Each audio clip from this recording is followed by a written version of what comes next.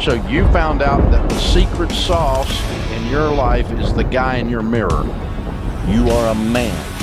Stand up and be a man. Make the hard decisions, make the sacrifices, make the unpopular decisions, and become comfortable in your own skin. Like, when do you become a man? You become a man when you become responsible for other people. And part of that is taking accountability. I grew up in a culture that told me going to war made you a man. Going to prison and coming back makes you a man. Making $1 million makes you a man, you know, and it doesn't. Winners fail 1,000,000 times. What makes them a winner is that they believe in it, they're headstrong. Nothing's gonna stop them. The spectators have tried it and failed it, and remain sitting down. They don't get up anymore because they don't believe it enough. The naysayers' disbelief overrides their ability, potential, and mental capacity that they can be more than that. Sometimes you gotta take a break from just about everything, disappear, come back, and shock the world. I'm talking to that athlete. I'm talking to that administrator. I'm talking to that nurse, that doctor. I'm talking to that student. I'm talking to that communicator. I'm talking to that pioneer, that inventor. I'm talking to that entrepreneur. I'm talking to that preacher. I'm talking to that person who refuses to stay where they are. I'm talking to that person that doesn't have a problem laying in obscurity, because you know that when you come out of the dark room, all eyes on you. We live in a culture of busyness, distraction, and noise. And sometimes the only way something's going to change is if we disappear. Everybody wants destiny. Everybody wants manifestation. Everybody wants fulfillment. Everybody wants the next level in the relationship and a higher quality of living. But nobody wants to eliminate distractions. Nobody wants to disappear for 3 months, 4 months, 6 months, and get into a place where you can focus on just you. For me, anger was good. Anger was good because it was motivating. The more I could create an enemy, the more I wanted to go out and kill those guys. I've been listening to them laugh my whole career. An Irishman win a fight in the UFC? Hell no. Laughs all around. Hell no, he's all talk, he's all hype, he's a joke. The sound of laughter and the sound of doubt motivates me. You gotta want to be successful so bad that you forget to eat. That's how bad you gotta want it. I'm just wondering if you are bold enough, daring enough, if you can believe in your dream again, if you can get committed, if you can make it personal. It's personal. Don't make it personal. What a joke. It has been personal. When week after week, I'm choked up, fighting back tears with every sentence. It's personal. I have waited my whole life. I will wait no more. Listen to me, you got it. You have to eat the dream. You have to sleep the dream. You have to dream the dream. You have to see it when nobody else sees it. You have to feel it when it's not tangible. You have to believe it when you cannot see it. Because deep down in every human being, they want to see the greatest version of themselves. But most people quit. Most people stop believing. No matter what challenges I face, no matter what the statistics are, I will maintain unwavering faith that I can achieve the outcome that I want. And if I don't, I'll be at peace with it. That was my why. I'm willing to do everything in my power to fulfill my potential and become the best version of myself. It's an unwavering faith in possibility. That's it. For many of you, you're just not tired enough yet. You haven't hit rock bottom. You're not desperate enough. You're not hungry and thirsty enough for it. And this is why you can't show up in the world of consistency. We get deeply immersed in the whirlpool of another version of ourselves every single day. For me, it's deeper than get up at 2 a.m. and grind.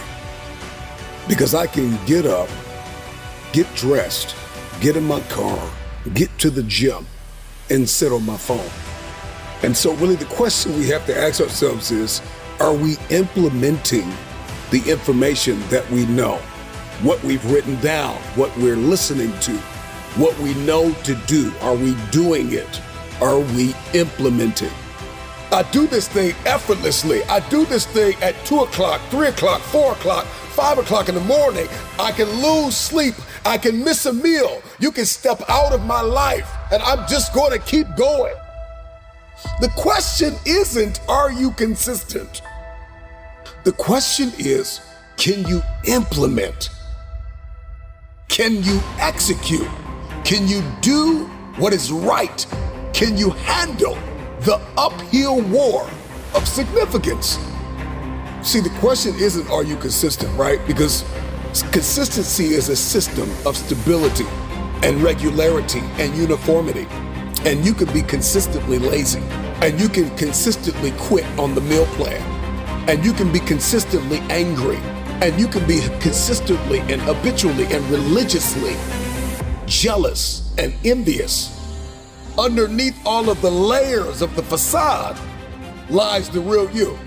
We all know that we can execute in the dimension of consistency. The question is, can you do what is required to fulfill your purpose?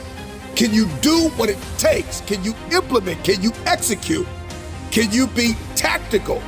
Are you disciplined? Are you principled? Do you possess courage? You don't have time to waste. So I need you to put in 1,000% every single day. Can you unplug for just a moment and focus on you? Focus on what matters. Why are you here? What is your destiny? The reason why you don't see it, the reason why it has not manifested, the reason why you are so frustrated is because you have not been willing to forsake all that you've been called to forsake. I'm talking to that man, that woman, that boy, that girl who feels the fire in their belly. It's time for you to shock the world. You may have to sleep in your car. You may have to go without food. You may have to bounce around from couch to couch. You may have to sacrifice like nobody in your family ever asked. But can you do it behind the scenes when nobody's looking, when nobody's watching, when nobody understands the measure of passion that you carry? Can you keep going? Don't stop. You're right there. I was the baddest person to ever live. Doesn't go away, man. You gotta wake up, even though you retired, you never retired. You're setting the example every single day of your life about having a savage mentality. Everybody wants to be a beast until it's time to do what real beasts do. Everybody gets excited. E.T., the guru story, but nobody wants to get up at 3 o'clock. If you truly want that greatness, you got to work hard. You got to dig a little bit deeper. You got to find it. You got to go after it because it's not looking for you. Success is not looking for you. You got to go get it. Not always gonna feel like doing what you're supposed to do. That's when you gotta do it anyways. Push with everything you got. Tell excuses to step aside. Let weakness know that it is not welcome in your house because the opportunities are yours. Go get it. Go get it. For real, you walk out of here pumped up, fired up. You get some new information. You're ready. Everybody wants to be a beast until it's time to do what beasts do. Because not only do I want to be a beast, if you follow my 24 hours, I do what beasts do.